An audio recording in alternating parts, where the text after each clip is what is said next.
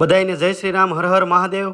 ગોપનાથ મહાદેવના આંગણે ભાઈ ભવ્ય કથાનું આયોજન થઈ ગયું છે. તો તમને બીજા દિવસના રસોડાની વિઝિટ કરાવો. જો તમે તેલ એકદમ ગરમા ગરમ મુકાઈ જાય. બીજા દિવસમાં ભાઈ શાકના સબ્જીમાં ભાઈ જો તમે આજ વાલનું શાક છે અને સાથે સાથે જો તમે ફુલાવરનું પણ શાક છે. આજના બપોરના જમણવારમાં એકદમ લાઈવ અને ગરમા ગરમ ફૂલવાળી ગાંઠિયા બનાવી દેવામાં આવે છે. કેટલો બધો સ્ટોક કરી નાખ્યો છે. મારી પાછળ તમે જે ટોપ જોઈ રહ્યો છે ને એમાં જો ગરમા ગરમ દાળ બની રહી છે. કેટલા બધા માણસોની આજે દાળ બનાવવામાં આવે છે અને ત્યારબાદ આનો જો વઘાર દાળમાં નાખી દીધો છે ને એકદમ ગરમા ગરમ દાળ તૈયાર થઈ ગઈ. ભાતનો સ્ટોક પણ ઓલરેડી તૈયાર થઈ ગયો છે. આજની શાકની પ્રસાદીમાં ભાઈ બે અલગ અલગ શાક બનાવવામાં આવે છે, વાલનું અને ત્યારબાદ જો તમે આ ભાઈ ફુલાવરનું બે શાક બનાવી દેવામાં આવે છે. વાલનું તૈયાર શાક થઈ ગયું અને ભાઈ અહીં શાકના પ્રસાદીની ભાઈ ક્વોન્ટિટી ફૂલે ફૂલ હોય છે ને એટલા માટે જો તમે ટોપને ઉતારવા માટે ભાઈ અલગ અલગ કેટલા બધા માણસોને બોલાવવામાં આવે. ઘીમાં ભસતી ભાઈ રોટલી પણ તૈયાર થઈ ગઈ છે. મેં રોટલીનો પણ ઘણો બધો સ્ટોક કરી નાખ્યો છે. જોઈ શકો છો તમે કેટલો બધો રોટલીનો સ્ટોક કરી નાખ્યો. હવે 9 દિવસ ભાઈ ઘોળો દેવામાં આવશે. હાલો તો ભાઈ આપણે કોઠા રૂમની અંદર જઈ જ્યાં લાડવાનો સ્ટોક ઓલરેડી જો તમે થઈ ગયો છે. ટમેટા અને રીંગણા અને ભાઈ દૂધી અને આ બધાનો જો તો ઓલરેડી જો બધો સ્ટોક થઈ ગયો છે કમ્પ્લીટલી તૈયાર. હાલો તો ભાઈ આજના પ્રસાદની વાત કરીએ તો ભાઈ લાડવા, ફૂલવડીના ગાંઠિયા, ત્યારબાદ રોટલી, જો બે શાક, દાળ અને આ બધો જ પ્રસાદ આજે તમને મળી રહેવાનો છે બીજા દિવસનો પ્રસાદ. હાલો તો ભાઈ આપણે તો પ્રસાદી લઈ લીધી છે, તમે પણ પ્રસાદી લેવા આવી જાઓ. બીજા દિવસના રામકથાની ફૂલ પ્રશ્નો વિડીયો આપણે આ ચેનલમાં આવી ગયો છે. ઝડપથી શેર કરો અને આ ખાસ સબસ્ક્રાઇબ કરવાનું ભૂલતા નહીં. કમેન્ટમાં જય શ્રી રામ લખી દેજો ભાઈ એકવાર અને હા ભાઈ ફોલો કરવાનું ભૂલતા નહીં.